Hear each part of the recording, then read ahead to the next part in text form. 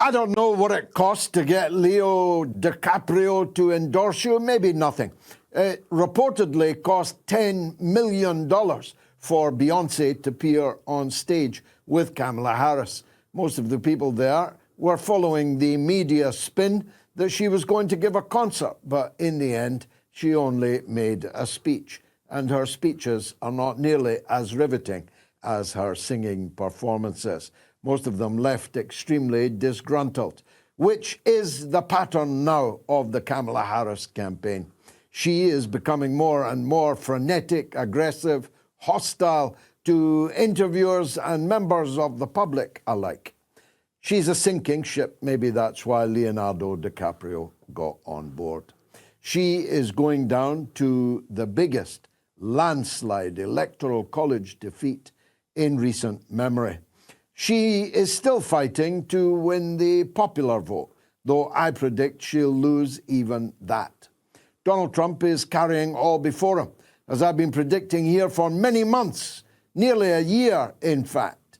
The state of Michigan is unwinnable by Kamala Harris, as it was for Joe Biden, because of the hundreds of thousands of Arab Americans, mainly Lebanese Americans, who live in the state.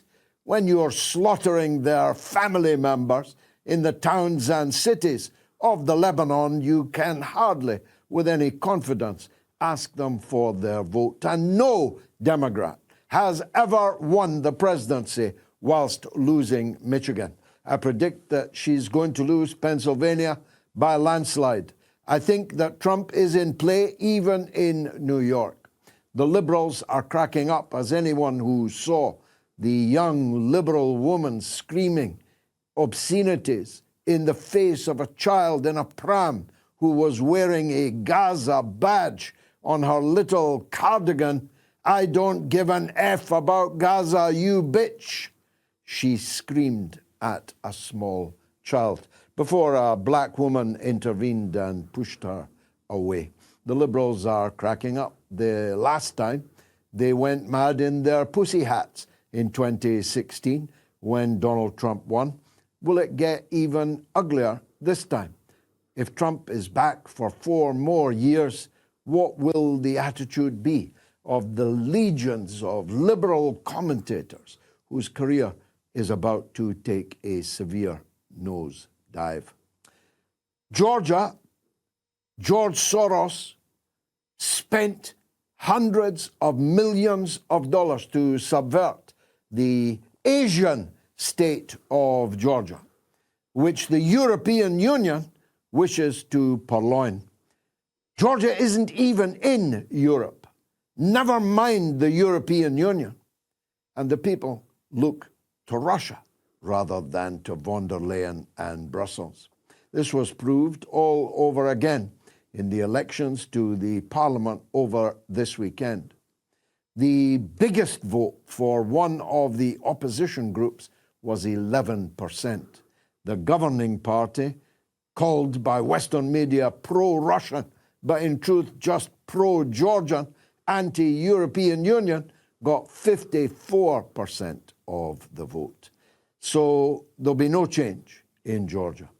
That probably was the reason why George Soros and Boris Johnson were out, their faces twisted with hate today, calling on the people of Georgia to stage an insurrection.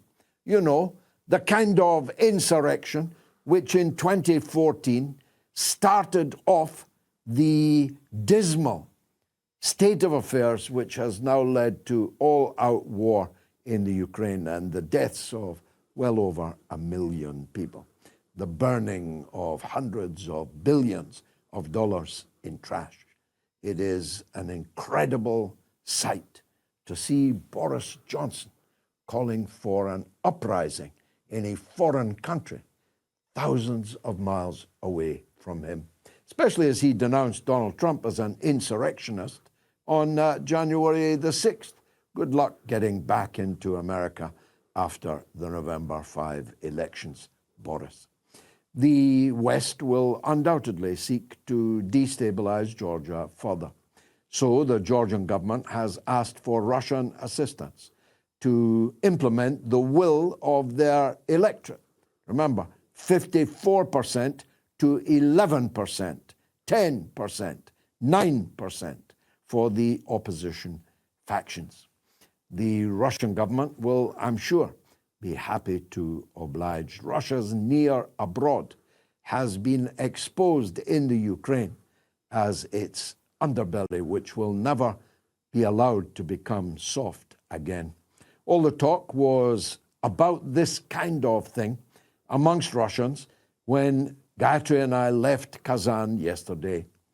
The people have moved on from the BRICS with some relief. Kazan was brought to a standstill by 36 heads of state careering around in their cavalcades, roads blocked, police from all over the country, making sure that it was a flawless, absolutely flawless international Congress of 20,000 people, 2,000 journalists, including the CNN, NBC, Sky News, and BBC News.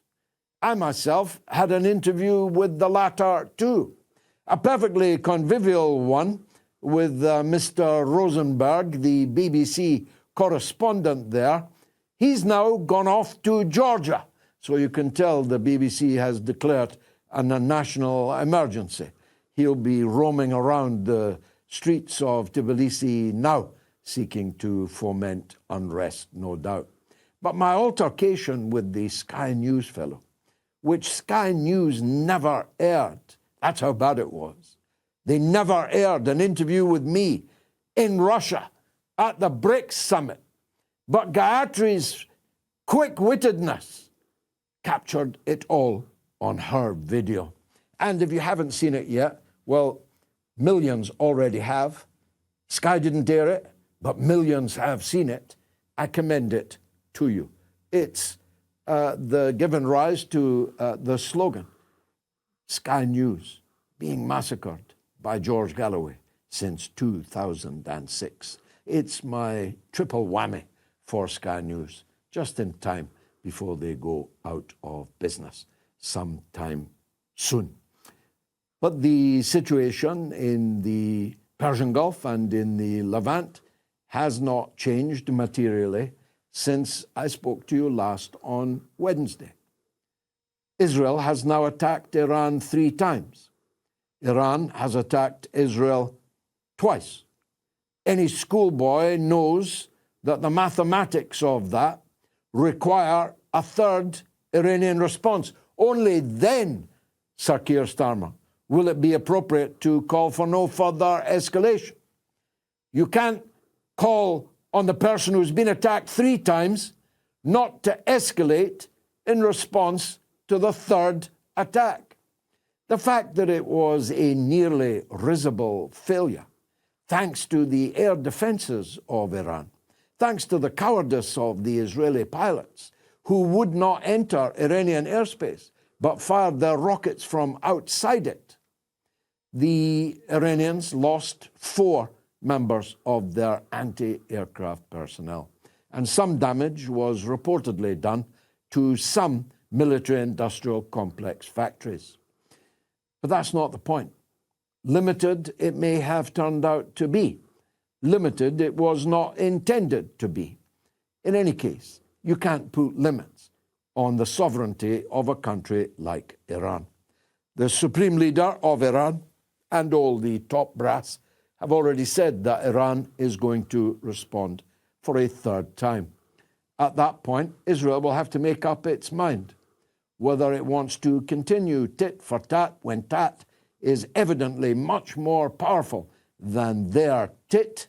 Will have to make a judgment as to whether to carry on doing this. In any case, we have no way of knowing what ordnance Iran will fire at Israel in its 3rd response.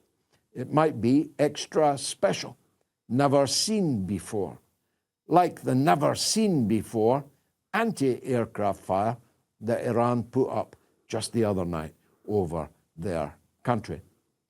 Israeli forces are saying that they had never encountered anti-aircraft fire of that precision and of that speed, Mach 6, the speed of the anti-aircraft missiles. If you want to know how fast that is, it's already past you.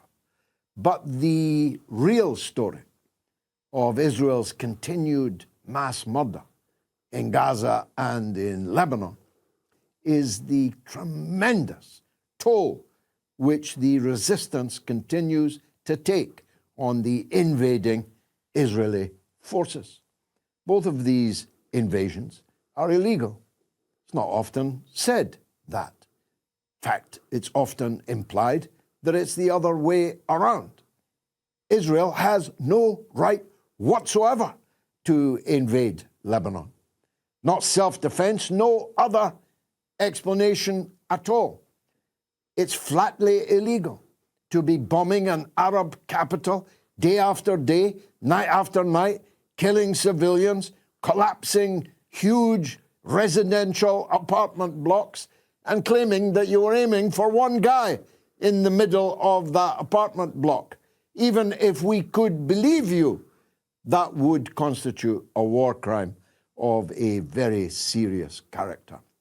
And all these journalists shilling for it, foreign journalists as well as Israeli journalists, should know that Streicher was hanged at Nuremberg for being the mouthpiece of war crimes.